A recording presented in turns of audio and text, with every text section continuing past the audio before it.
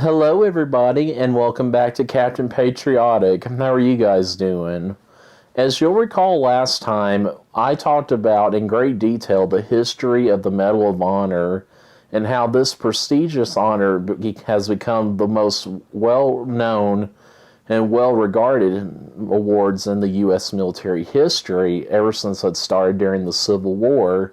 Now, if you'll recall, the purpose of that video was to give you a little background history on the medal because over the next several episodes, I will be doing a series on famous Arkansans who have gone on to win the Medal of Honor in honor of my home state. So in this first inaugural Medal of Honor series episode, today I want to talk about the famous General MacArthur. You know, General MacArthur was the general of the U.S. Army for the Pacific Forces during World War II, famously. But his career has gone on much longer than that of World War II, as we'll soon get into. So, as always, guys, sit back, relax, and let the history come to you. Douglas MacArthur, that we know of, was born here in Little Rock, Arkansas on January 26, 1880, in the old Arkansas Armory, or Little Rock Arsenal. That was because his father, Captain Arthur MacArthur, was an Army man himself. I mean, he had a long military history in the service, too.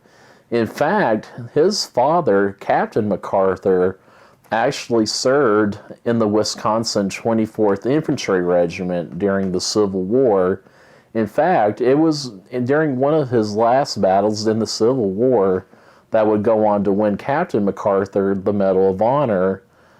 And besides serving in the Civil War, Douglas MacArthur's father also would go on to serve in the Indian Wars of the late 1800s and even stayed in the Army long enough to serve in the Spanish-American War, as well as the Philippine-American War around 1898 and 1899. Well, sadly, though, even though General Douglas MacArthur was born in Little Rock, him and his family did not stay there very long. In fact, the MacArthurs were only in Little Rock a good 6 months or so until Captain MacArthur was recalled to active duty and moved to a base there in New Mexico. So even though, as a kid, Douglas MacArthur moved around a lot with his father doing his different Army tours and all that, he really did learn a lot from his father, and he actually strived to be like his dad someday, which I think his dad would have been really proud of him if he would have seen him for his whole career, because it was in 1899 that Douglas MacArthur joined the West Point Military Academy, you know, the famous Army Academy in Virginia. He was pretty much a model student for the most part. In fact, when he graduated from there in 1903, he was at the very top of his class, which, of course, by the time he graduated from there, he was already a decent rank in the Army at that point in time. And through the years that would lead up to World War I, he would continue to climb the ranks in the Army. And he went to different posts around the United States and the Philippines, you know, after the Philippine-American War around the turn of the century. And there was at some points where he even served as an aide for his father in the Far East. And it was all fine and dandy. Well, the first military action of his career that he ever participated in was in 1914 during the Mexican Revolution. The first action that would recommend him for the Medal of Honor was actually for a reconnaissance mission that he and his unit was actually planning against a band of rebels that had taken residence in a local town and were not getting out whatsoever.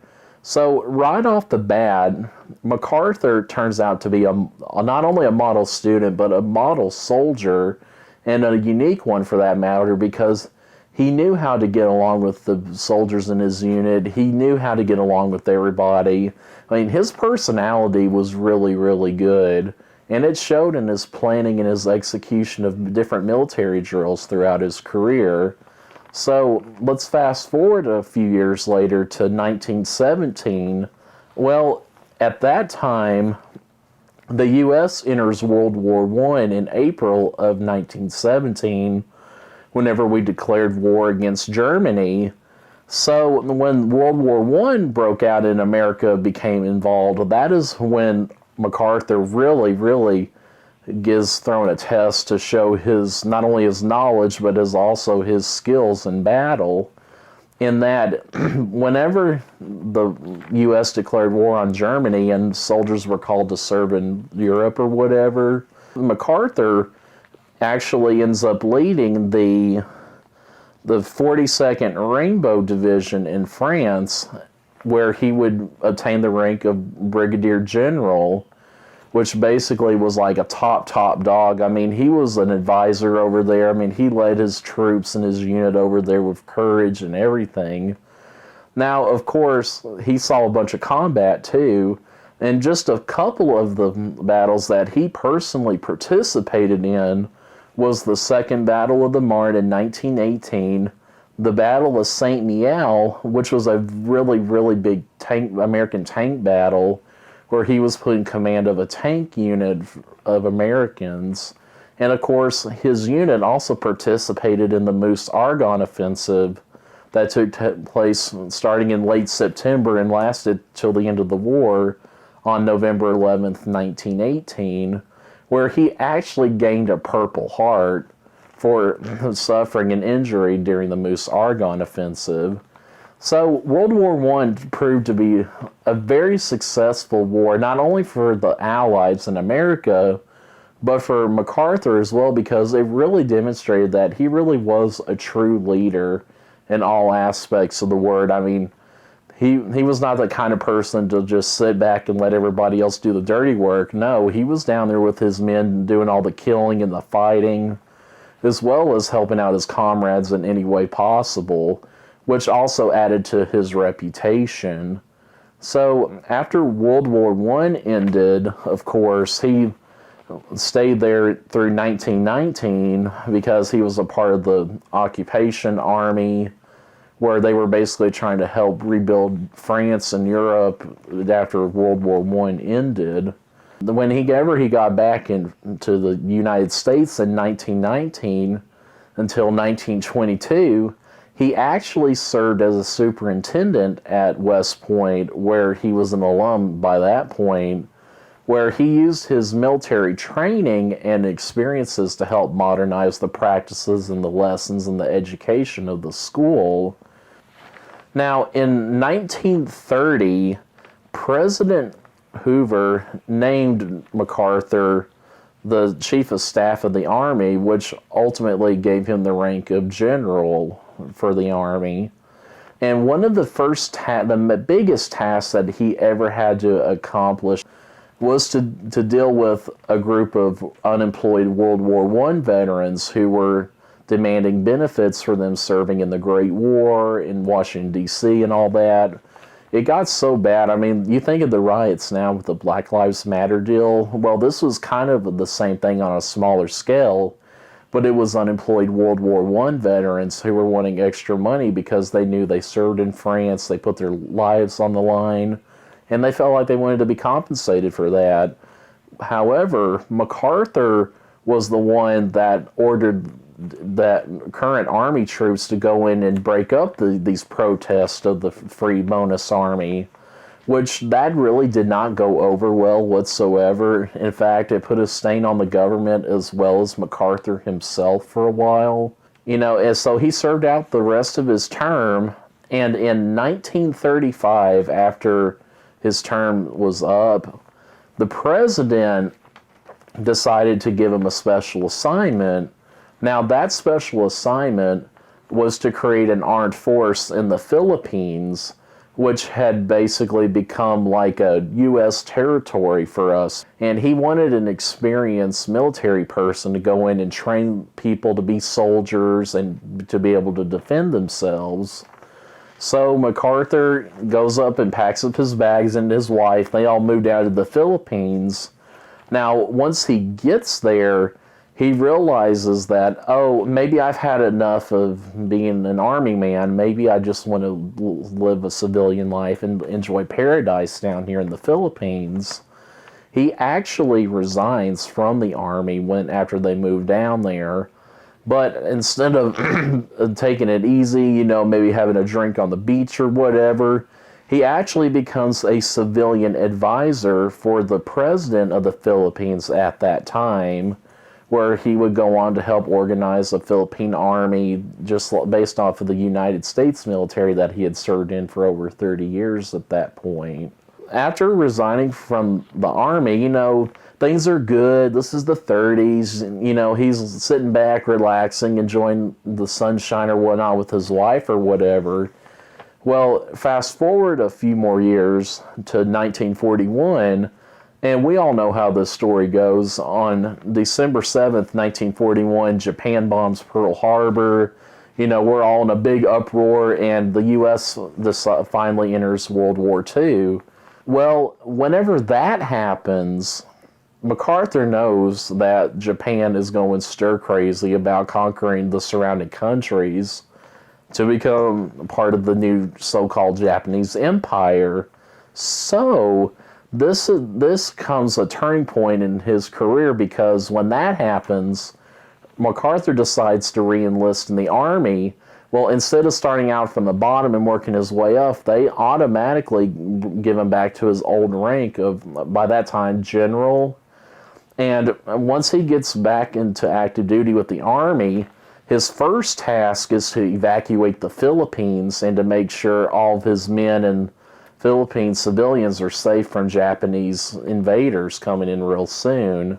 His Air Force was destroyed, actually, by a surprise attack from the Japanese. Now, once this happens, MacArthur's forces are forced to retreat to the Bataan Peninsula, where they would meet heavy resistance and fighting against the Japanese troops. It got so bad, actually, that in March of 1942, orders came from Washington from President Franklin Roosevelt for MacArthur, his family, his men, and anybody else that could to evacuate the Philippines as quickly as possible. Now, I know it seems like an easy task or whatever, but at this point, they're surrounded by Japanese all over the island. I mean, it was really hard to get to an escape boat to get out of there.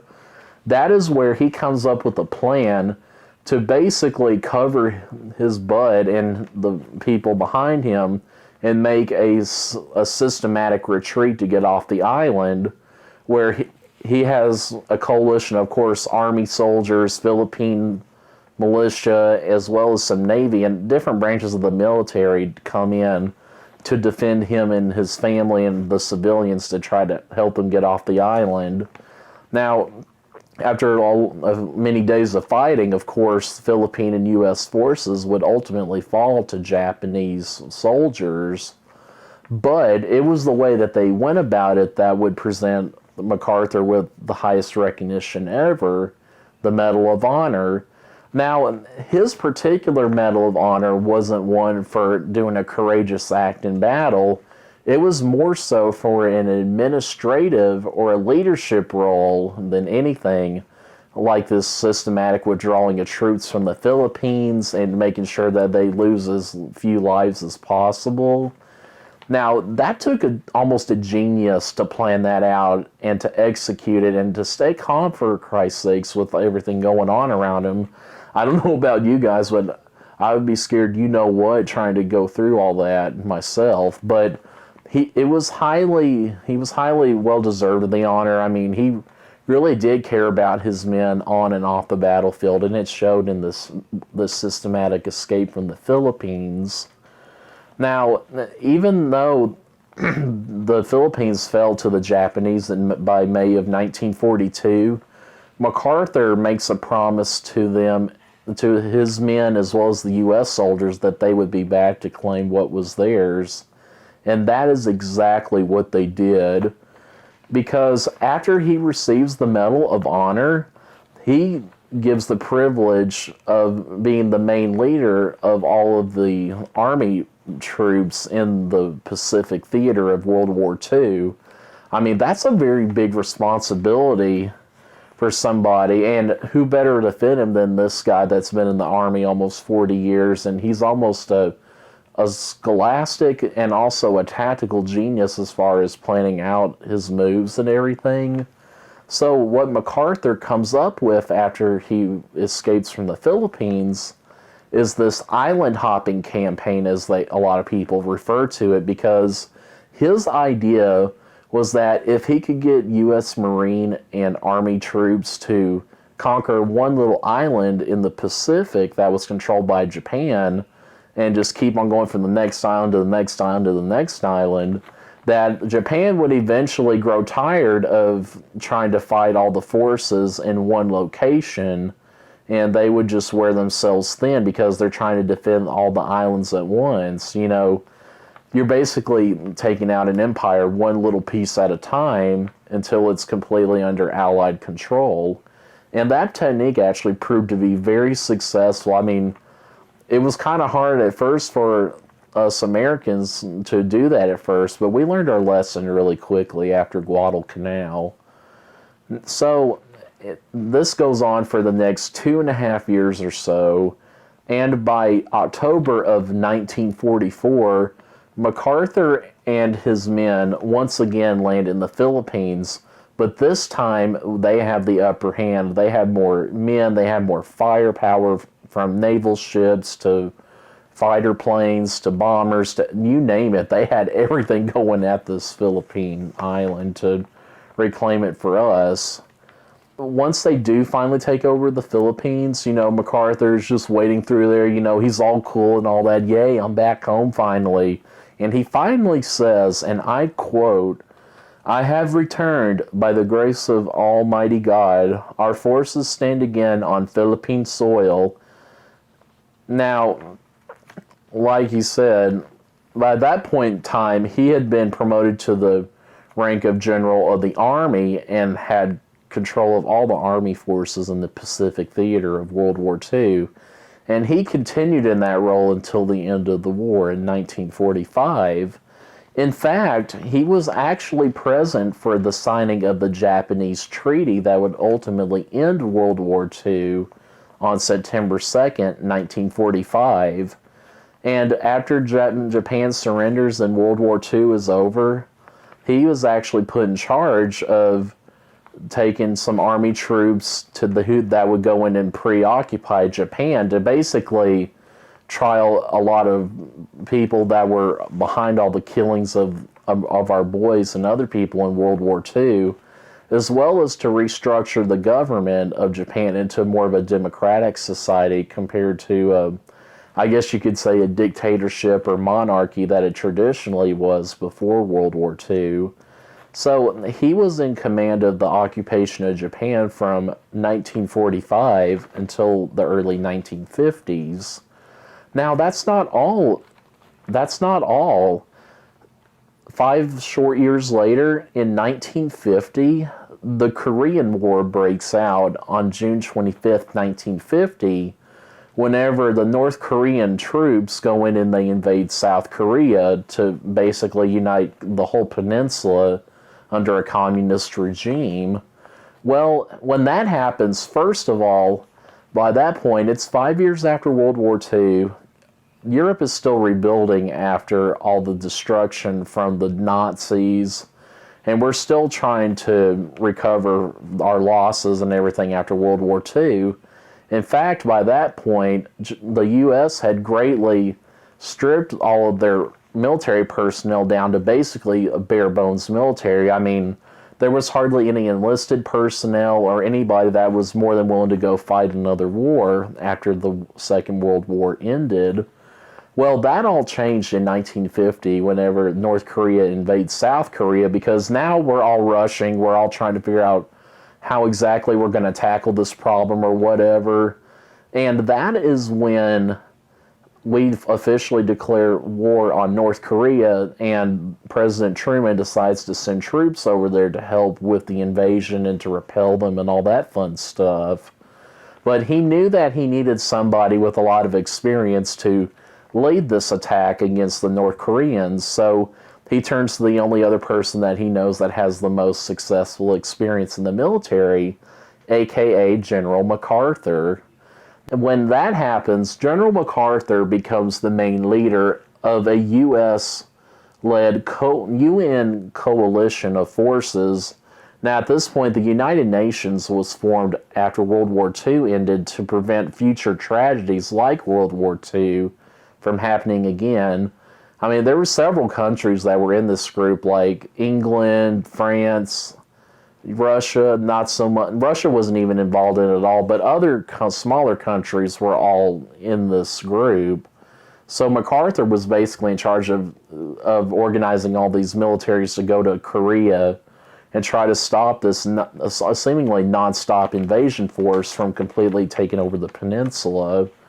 Now, I will admit, the first few months of the war, it was almost over before it started, because even though what little U.S. Army, Marine, and Navy troops that we had, it seemed like it couldn't faze the North Koreans whatsoever, no matter what we threw at them.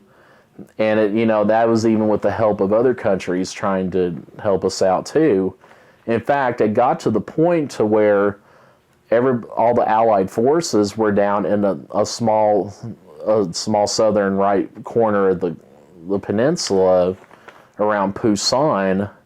Now, that was the last little bit. I mean, this is where the Allies dug in, and they were going to defend it with every square inch of their lives, so to say. Basically, Korea did not start out very well at all. I mean, like I said, the North Koreans seemed almost unstoppable at this point, and there was no way of stopping them, it seemed like. Well, that was starting in August and September of 1950, when all this is going on. MacArthur has this brilliant idea to maybe get the upper hand back in the Allies' hands, the UN hands. And he comes up with this genius idea of doing another ambiguous landing, just like he used in the island hopping campaign of World War II, where Marine and Army troops would go in and assault the beaches and take over the islands or whatever. Well, this particular time, he notices a small coastal village close to the capital of South Korea, Seoul. This particular village was called Incheon, and it was probably, I don't know, maybe 15 or 20 miles away from the capital of Seoul. And he comes up with this brilliant idea that if he was to bring a diversionary force and land right there, that maybe it'll create enough distraction and basically tear the North Korean forces in two. Now, this particular battle that I'm talking about is the Battle of Incheon, which basically is where a bunch of U.S. Marines would go in and invade that particular town of Incheon. And they actually invaded Incheon on September 15th, 1950. And they met very little resistance. In fact, the Marines were able to completely take over Incheon within a couple of days. And then they would progress the 15-20 miles north or so to Seoul. Now, that is where the heavy fighting goes in, where the Marines were basically doing door-to-door, hand-to-hand combat, trying to basically take out anybody or anything that was considered an enemy in all these buildings. Well, all that said, they were able to successfully retake Seoul by the end of September of 1950, which gave them, it gave the Allies plenty of praise and courage to go on and pursue the North Koreans, which after that, the North Koreans down in South Korea started coming back up to the north to fight those guys. So in the back of his mind, MacArthur knew that this was a well-executed, it was a well-planned and well-executed plan altogether. And I guess you could say that he was very ambitious in that he knew that he had the North Koreans on the run now. He just figured, hey, why not just follow them and pressure them to go back all the way up into North Korea and into China? Now, this is where things get a little tricky, because he knew that if the UN's forces were going to push North Korea back up all the way out of their country, that there was going to be a high risk of China wanting to come in to their aid and basically go up against the South Korean and UN forces. But he didn't realize that China was going to commit so many men to that particular conflict. In fact, he actually met President Truman, who was worried about that same thing. Of course, MacArthur's all cool and all that, and he told him, hey man, we actually got the North Koreans on the run, I think we're fine, and all this stuff. Well, that was in November of 1950.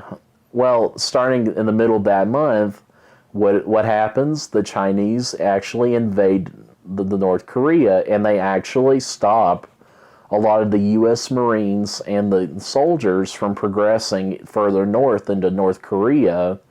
Now, this particular battle that ensues is the famous Battle of the Chosin Reservoir, where basically it was a systematic retreat of Marine and Army soldiers and servicemen out of the Chosin Reservoir down to the northeastern part of the peninsula so that they could regroup and try to attack again. Well, it was at that point that MacArthur comes up with probably one of the most bold and strangest ideas ever, and he comes up with the idea of basically nuking China with a nuclear bomb, just like what they used at the bombing of Hiroshima and Nagasaki. And here's what he was thinking.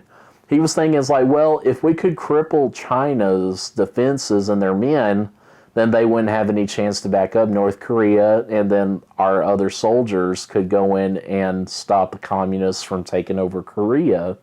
That was his basic thought. Well, after this happens, a public dispute goes on between him and President Truman. I mean, it was very bitter, you guys.